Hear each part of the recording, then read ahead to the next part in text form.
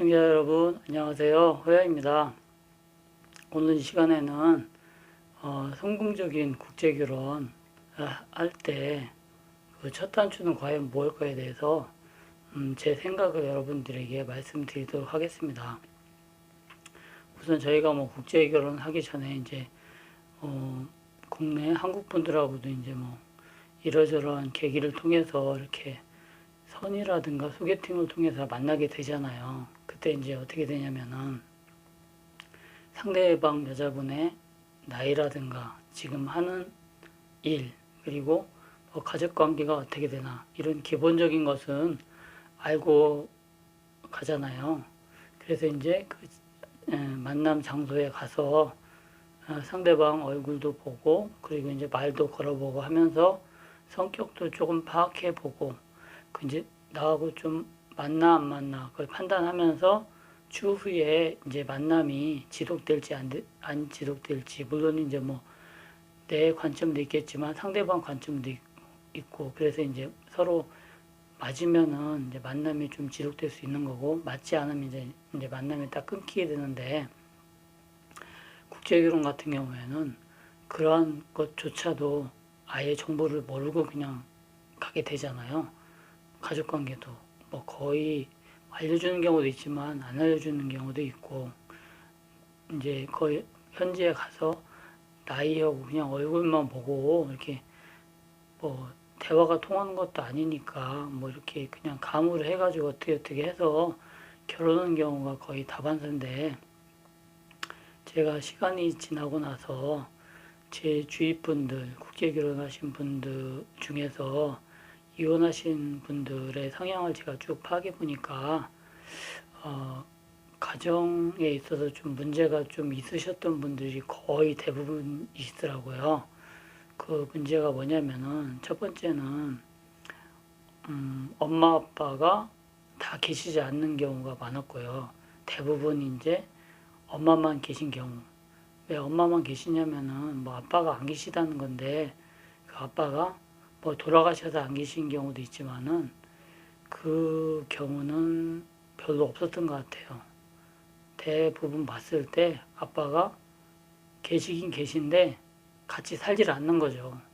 다른 분하고 지금 현재 살고 있는 경우를 제가 굉장히 많이 봤어요. 그러니까 어렸을 때 성장하면서 이제 아빠 얼굴은 알지만은 같이 지내질 않았으니까 엄마 손에서 기르다 보니까 조금, 다 그런 건 아니겠지만은 조금 이제 약간 이렇게 가정 교육에 있어서 조금 언밸런스라 그러나 그런 게 많았던 것 같습니다.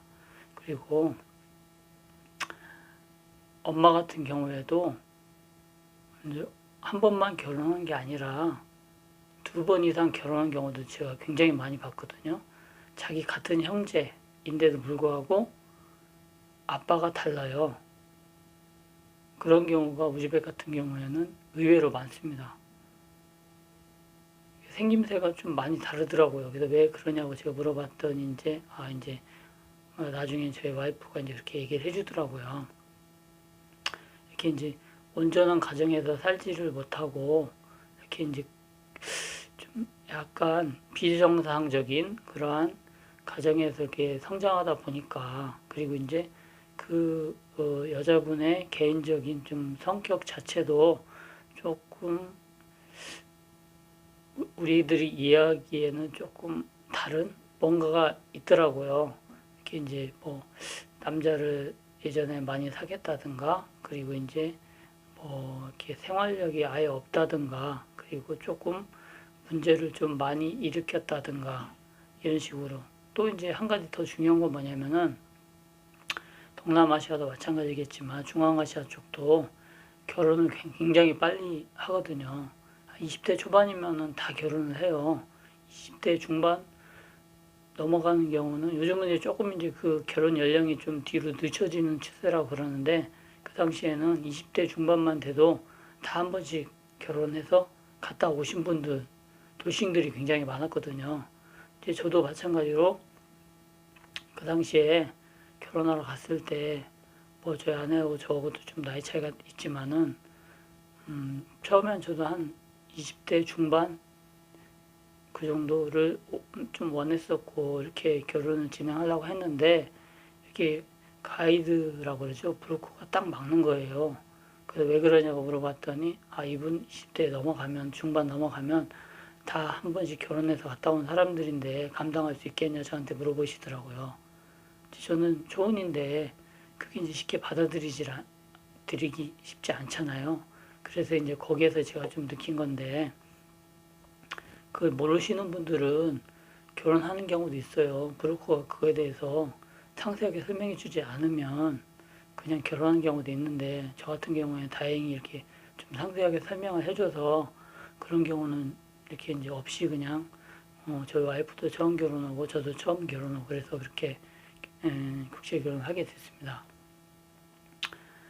지금 아까 말씀드린 것처럼 그 이혼하신 분들 거의 대부분이 공통점이 있더라고요.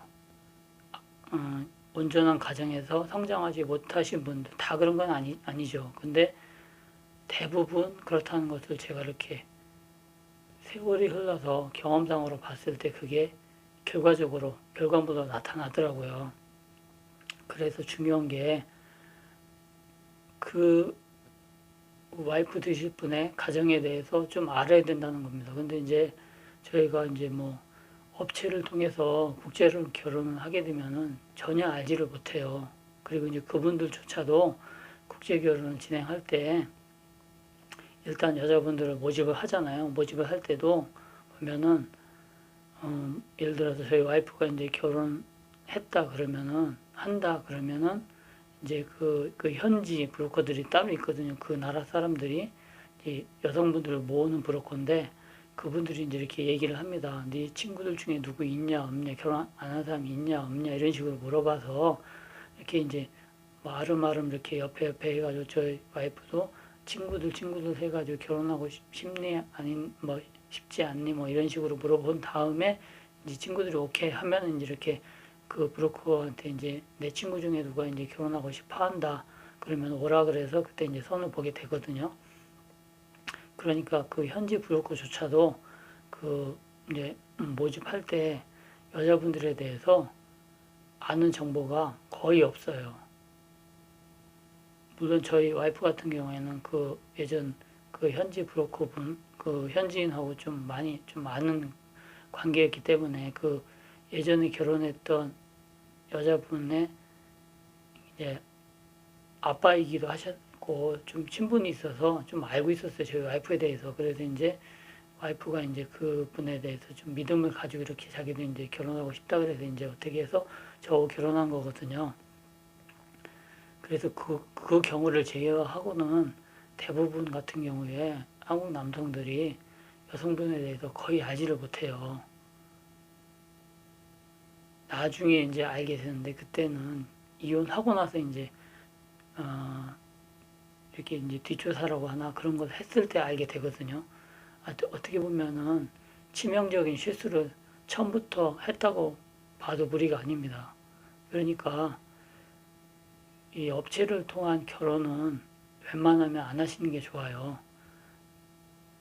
나하고 평생을 같이 살 사람인데 아무런 정보도 없이 그 사람이 온전하지 못한데도 불구하고 결혼하면은 그 결혼의 그 결말은 뻔한 거잖아요. 이 정상적으로 유지될 수가 없는 거예요. 왜냐면 여자분 상태가 온전치 않은데 어떻게 정상적인 결혼 생활이 유지되겠습니까? 그래서 제가 말씀드리고자 하는 요지는 일단은 그 여자분에 대해서 알아야 된다. 알기 위해서는 결혼정보업체보다는 이제 다른 루트를 통해서 아는 것이 훨씬 낫고 더욱더 훨씬 확률이 높은 국제 결혼을 할 수 있는 방법이 되지 않겠나 제가 그렇게 개인적으로 생각을 합니다. 오늘 제가 이 시간에는 제가 국제 결혼을 할 때 첫 단추가 무엇인지 성공적인 삶을 결혼 생활을 할 수 있는 그 시작이 무엇인에 대해서 잠깐 제가 말씀드렸고요. 다음 시간에는 그러면 어떻게 그 첫 단추를 잘 꿰일 것인가 그거에 대해서 제가 말씀드리도록 하겠습니다. 그럼 여러분 시청해 주셔서 감사합니다. 안녕히 계세요.